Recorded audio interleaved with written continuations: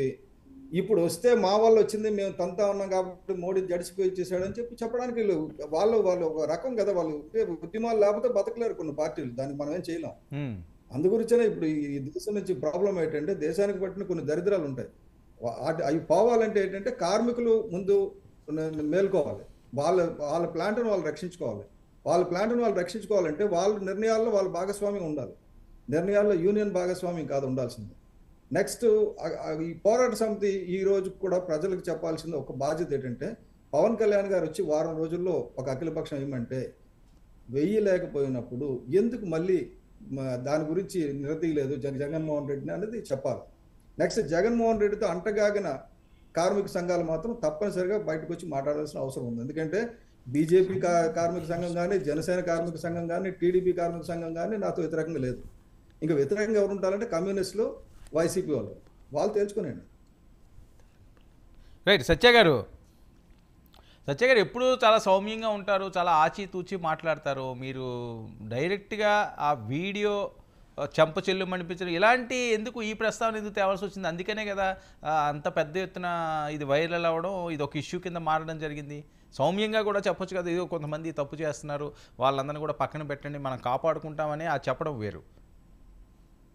Sir సౌమ్యంగా చెప్తే పవన్ కళ్యాణ్ గారు కారు ఎక్కి ఎందుకు వెళ్ళాల్సి వచ్చిందండి? ఒక్కొక్కసారి మీడియా అటెన్షన్ రావడానికి కొన్ని చేయాల్సి వస్తుంది.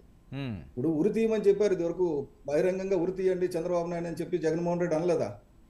ఈ పెద్ద మనిషిని బహిరంగంగా ఉరి తీయాలనలేదు కదా. నేను చంపదెబ్బ కొట్టమని చెప్పాను, ఇంకా నేనేం ఉరి తీయమని చెప్పాలా. అది కూడా తప్పు చేసినోడిని. తప్పు చేయనోడు దానికి స్పందించకూడదు. నేను చెప్పింది ఏంటంటే నేను ఆడిన మాటకు ఎవరైనా స్పందిస్తే వాళ్ళు తప్పు చేసినట్టే. నేను కార్మిక నాయకుల్ని నేను ఒకటే కోరుతున్నానండి, మీరు ఫెయిల్యూర్ ఒప్పుకోండి. మేము వారం రోజుల్లో కాదు, 6 నెలల్లో కాదు, 1000 రోజుల్లో కూడా మేము పవన్ కళ్యాణ్ గారికి అడిగిన పని చేయలేకపోయాం. బాబు మీరు ఎలాగైనా చేసి పెట్టండి అని చెప్పిన తప్పలేదు. కానీ పవన్ కళ్యాణ్ గారు అపాయింట్మెంట్ ఇవ్వలేదు. సత్య గారు సంవత్సరం నుంచి అడుగుతున్నాం. సార్ 3 సంవత్సరాల క్రితం పవన్ కళ్యాణ్ గారు వచ్చి మనం వెళ్దాం పదండి మీ వెనకాల నేను వస్తాను, కేంద్రం కదా ఆపాల్సింది, పవన్ కళ్యాణ్ గారు కాదు కదా.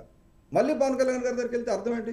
ఆయన ఖాళీగా కూర్చొని వినడానికే కూర్చున్నారా? ఆయన పనులు చేస్తున్నారు కదా, ఎంత సీరియస్ గా రోజుకి 20 గంటలు పని చేస్తున్నాడు ఆయన. మళ్ళీ వీళ్ళు వెళ్ళి ఏం చెప్తారు? తెలిసిందే చెప్తున్నారు కదా. నెక్స్ట్ ఎవరు వెళ్తారంటే ఇంట్లో కొంతమంది వెళ్తారు, కొంతమంది వెళ్ళరు.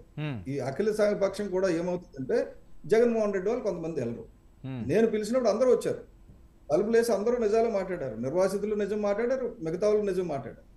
కానీ ఏమంటే తర్వాత ఏమవుతుంది, ఆ వైసీపీకి వచ్చేసరికి లోపాయకార ఒప్పందం నెక్స్ట్కి వెళ్లకుండా అఖిలపక్షం వేయకుండా ఆపారు.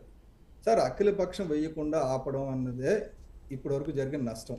ఫార్చునేట్గా ఏంటంటే ఇప్పటికే డిస్ఇన్వెస్ట్మెంట్ అవ్వలేదు కాబట్టి ఇక మీద అవ్వదు, దాన్ని కాపాడుతాం. అలాగే తప్పుడు నాయకుల్ని డెఫినెట్ గా నిలదీయండి, మంచి వాళ్ళని డెఫినెట్ గా సన్మానిద్దాం, తప్పేం లేదు. ఎందుకంటే మంచి వాళ్ళు ఉన్నారు ఇందులో. సార్ నూటికి ఎవరు ప్రతి దగ్గర ప్రాబ్లం ఏదంటే పార్టీలో కానీ ఎక్కడైనా సరే ఒక మంచోడు వల్ల ఎంత మంచి వస్తుందో ఒక చెడ్డోడు వల్ల చాలా. సరే ఒక విషయం అండి, ఓకే మీరు చెంపదెబ్బ అనే అంశం అన్నది ఇప్పుడు కాంట్రవర్సీ, అది వెనక్కి తీసుకుంటారా? కార్మిక రకంగా అన్న ఓకే తప్పో రైటో అన్నది ఆ తర్వాత అంశం. సో ఆ రకంగా బాధ్యతాయుతమైన ఒక పార్టీలో రాష్ట్ర ప్రధాన కార్యదర్శిగా ఉన్న వ్యక్తి మాట్లాడిన మాటలు దాన్ని వెనక్కి తీసుకుంటారా? ఇప్పటికైనా మీరు ఒక వీడియో రిలీజ్ చేశారు, నేను ఈ ఉద్దేశంతో అనలేదు, ఆ తప్పుడు అన్న వాళ్ళు ఎవరికి తగలాలో అది తగులుతుంది, దానికి సంబంధించిన సాక్ష్యాధారాలు అన్నీ ఉన్నాయని చెప్పారు. నేను చెప్పింది ఇప్పుడు కూడా ఏంటంటే తప్పు చేసిన వాళ్ళకి పనిష్మెంట్ ఉండాలంటే, తప్పు చేసిన వాళ్ళకి సన్మానాలు కాదు. అంటే మీరు కొడతారా? తప్పు చేసిన వాళ్ళని మీరు వెళ్ళి కొడతారా చెంపల మీద? కార్మికులకు చెప్పాను, ఆ హక్కు కార్మికులకు ఉంది, నాకెందుకు ఉంది? మీరే కదా అన్నది. ఎవరిని కొడతానలేదే, కార్మికులు కొట్టమన్నాను. మీరు చూడండి, మళ్ళీ వీడియో వేసుకొని చూడండి. మీరు కార్మికులు వాళ్ళ నాయకుల్ని అపాయింట్ చేసుకుంటారండి, వాళ్ళు మా తరపున పోరాడమని. మా తరపున పోరాడమంటే మాకు మోసం చేసిన వాళ్ళు వెళ్ళి వాళ్ళ ఒరిజినల్ స్టైల్ అది. నేను చెప్పింది ఇక్కడ కాదు, దేశం. ఓకే, మీ అఖిలపక్షం అవసరం ఉందా? ఇప్పుడు మీ అఖిలపక్షం వేసే అవసరం ఉందా? వాళ్ళు వేయలేదు, మీరు అఖిలపక్షం వేసి కాపాడతారా, లేకపోతే అవసరం లేకుండానే కాపాడతారా ప్రైవేట్ పరం కాకుండా? ఇప్పుడు చంద్రబాబు నాయుడు గారు అనౌన్స్ చేసిన తర్వాత ఇంకా అఖిలపక్షం ఉంటుందని నేను అనుకోవడం లేదండి. అప్పుడు ఎందుకంటే చంద్రబాబు నాయుడు గారు నన్ను అనౌన్స్ చేశారు, ఇప్పుడు కేంద్రం నుంచి ఎవరిని తీసుకెళ్లాలి, ఏం చేయాలని ఆయన డిసైడ్ చేస్తారు. చంద్రబాబు నాయుడు గారిని అడగాల్సిన ప్రశ్న నన్ను కాదు. ఎందుకంటే సో మీ మాటలకైతే మీరు స్టిక్ ఆన్ అయ్యి ఉన్నారు కాదు, మీ మాటలకు మీరు స్టిక్ ఆన్ అయ్యి ఉన్నారు. అక్కడ తప్పు చేసిన కొంతమంది కార్మిక నాయకులు ఉన్నారు, మీ దగ్గర ఎవిడెన్స్ ఉన్నాయి, అంతేనా? నా ఎవిడెన్స్ ఉన్నాయి. నాకు తప్పు చేసిన కార్మిక నాయకుల్ని కార్మికులు శిక్షించాలి, వదిలేకూడదు. నేను అదే చెప్తున్నాను. నన్ను నేనే కొడతాను అనలేదు ఎవడు. నేను కొడతాను నేను ఎప్పుడు అన్నాను. ఎందుకంటే నేను చందా కట్టాను కార్మికులు ఆ నాయకుడికి. నేను చెప్పింది ఏంటంటే స్టీల్ ప్లాంట్ వాళ్ళు చందా కట్టించుకున్న వాళ్ళు చందా కడుతున్నారు. వాళ్ళు they are paying money to serve them. ఆ డబ్బులు తీసుకొని ద్రోహం చేసిన వాడిని